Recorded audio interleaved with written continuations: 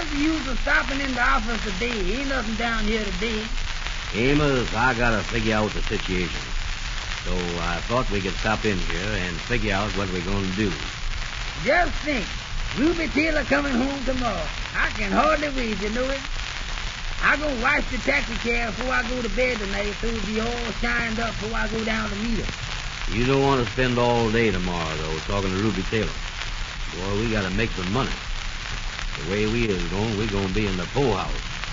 Well, don't count on me doing too much work tomorrow, 'cause I gotta spend some time talking to her. I ain't seen her for a long time, you know. I just can't believe she's coming, you know it. Say, by the way, what is we gonna do about the bank account? I don't know what we're gonna do about it. We gotta do something about it. That garnish mess, that furniture company done. The thing to do is not to put no more money in that bank. Put it in another bank. Yeah, but if the furniture company can get it out of one bank, they can get it out of any bank you put it in. Well, what is we gonna do with the money? What do you mean we? I ain't signed no note. Yeah, but they can hold a fresh air taxi cab company for that money, though, according to the laws. Well, they ain't got no right holding none of my money. I'll tell you what to do. What? As we take in the money, you take your half and give me my half. I got enough on my mind now without worrying about this here garnish email. I believe I'll finish writing that letter to Willa Parker's husband. Yeah, say you ain't never finished that, is it? No. That's a letter to John Watkins. Go on. I got it right in my pocket here. Read me what you done with him so far. Let me hear what you done say to him. Here it is. I got down here, dear sir. You see, I done changed this round. Yeah, well, go on, read it. Let me hear it. I say here, before you married your wife, me and her was having dates till you was ready. Wait a minute, Joe. Wait. What do you mean by that? Well, I want to let him think that I was kind of looking out for her, you see, till he was ready to marry her. You see that? Yeah, but you was trying to marry yourself. Yeah, but what's the use of telling him that? You tell him something like that, you're going to antagon the man. Get him mad. You gonna do what to him? We'd mix up his brain, Amos. That's what we call antagon.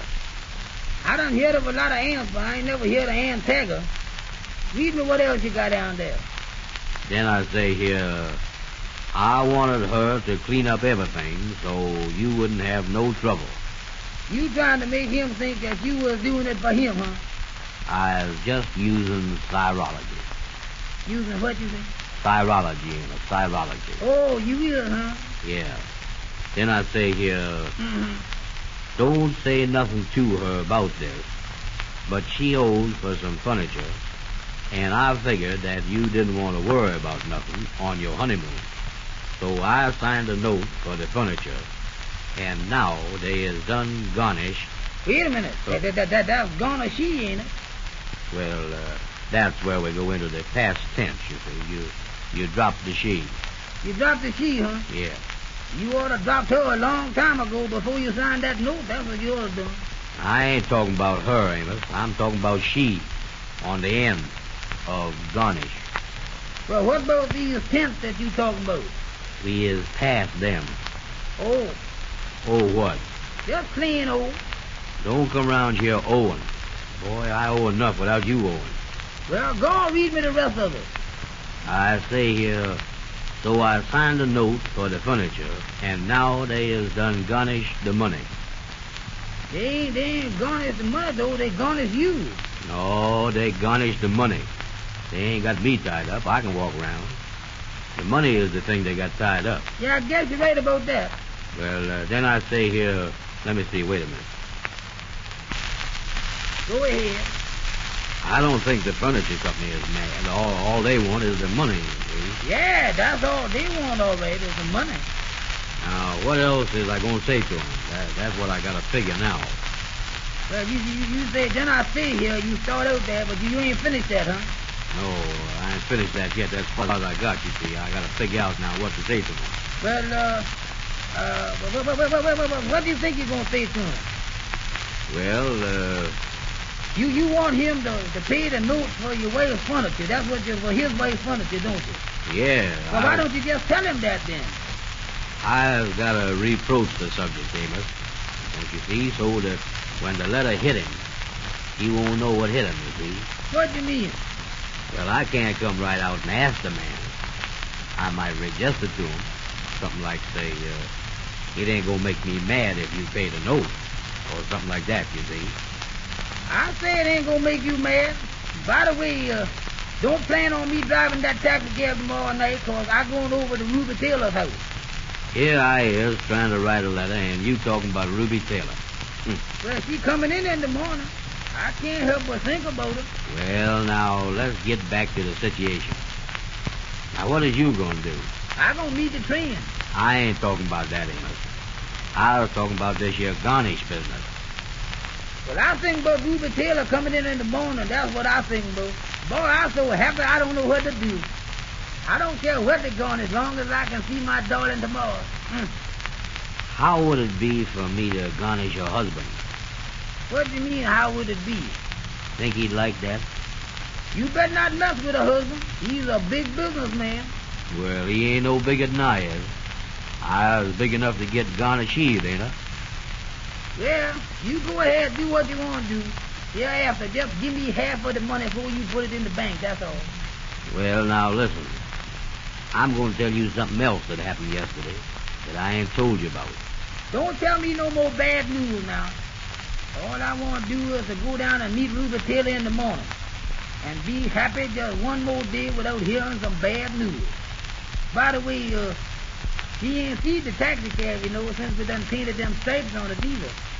Now, wait a minute. Let me tell you what I'm going to tell you now. I bet you I know what it is. What you think it is? You've been talking to the Kingfish about moving the taxi cab coming to New York, ain't you? No, I ain't said no more to him about that. You ain't, huh? No. I don't want to move it down there and leave Ruby Taylor here and me be in New York. I don't want to do that. They ain't got no taxi cabs down there. We go in there with a taxi cab, we might make a lot of money, boy. But that ain't what I'm talking about. Well, what is you talking about? I kind of hate to tell you this, Amos, 'cause it's going to disappoint you. What's the matter now? What time is you planning on taking the taxi cab down to the depot in the morning to meet Ruby Taylor? Now, wait a minute. Don't, before you say no more here now, don't plan on me driving that taxi cab nowhere in the morning except to the depot. 'Cause I won't have that taxi cab there and meet that gal when she get off the train. I ain't planning on nothing. I just asked you what time the train get in. The train get in at 9 something. Mr. Taylor expect a telegram from her, so do I, you see, letting us know exactly what time she's gonna get here. Yeah, well, here's what I gotta tell you. The man from the furniture store was over to see me yesterday, and they done tied up the money we got in the bank, you see. But that ain't enough to pay the note.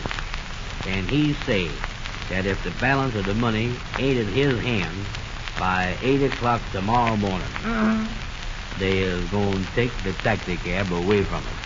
What do you mean they gonna take the taxi cab away from us? They gonna take the taxi cab before I meet Ruby, huh? They can't do that though, can they, Andy? Andy, don't let them take the taxi cab away from us here.